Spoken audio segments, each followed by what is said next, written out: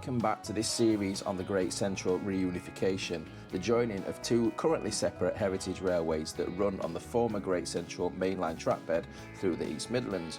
If you haven't watched parts 1 and 2 that cover the background of the project and the progress being made with bridging the gap, I'd recommend giving them a watch. Links in the description. And thanks to everyone for pointing out my inability to spell the word separated on those two videos. You can stop messaging me about that now, folks. Since our last video, where we looked at the work already done in Loughborough, the planning application has been submitted for approval to Charnwood Borough Council. In this video, we look at the next landmark after the Great Central Railway heads north out of Loughborough, the impressive Stanford Viaduct. Now, who doesn't love a blue brick giant in the sky? Just one more thing, it does sound like we accidentally decided to film this video in a wind tunnel. This is earlier this spring before I took delivery of the new improved microphone, so apologies for that. I hope it doesn't ruin the video too much for you. Welcome to Jim, our resident GCR fanboy from Lincolnshire. Oh yes. We're going to be having a look at some of the sites between here and the Great Central North, or the Great Central Nottingham, whatever it's the official name for it is now. Because this series is all about the connection between the two railways, because this is it's not a live railway line, we'll get into that later.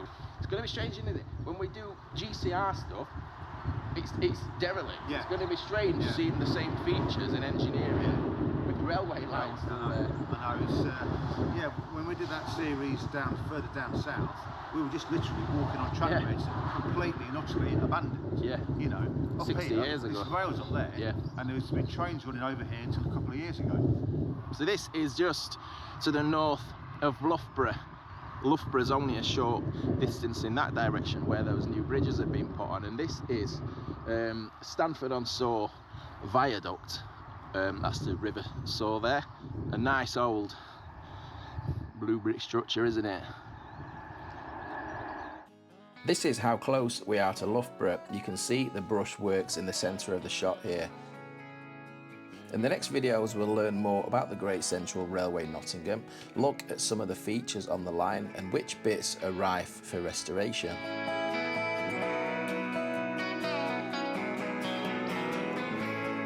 We know the GCR closed in stages in the 1960s. This section was one of the rare lengths that wasn't closed. We saw that there's still a single track down, initially to access the MOD site near Ruddington in the south of Nottingham, and more recently to the British Gypsum Works near East Leek. Heritage trains started running in the 90s, but only on a short section near the northern end. However, in 2003, this extended to just outside Loughborough, close to the replacement A60 bridge that we saw in the last episode. Due to various issues, no trains have run on the GCR Nottingham since 2020. So how close we are to Loughborough, I can hear. There's a freight train just going on the Midland Mainline there, down towards Nottingham or Derby. It's two great big coping stones that come down around here. So let's just having a scout around underneath the viaduct now. Careful, Jim, don't fall. Don't want to be in there. Coping stones here, look.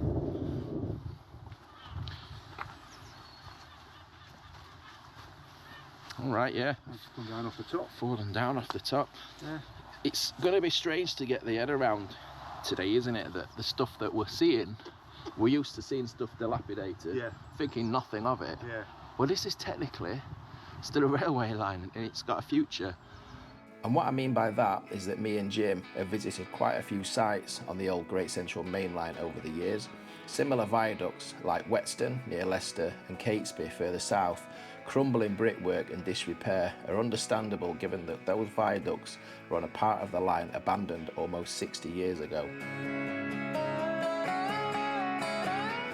Isn't it? Yeah, oh it is, yeah. I see we're back to the Leicestershire style graffiti. Yeah, well we're on the border now. We've just crossed into, this is Nottinghamshire, other side of the road is Leicestershire.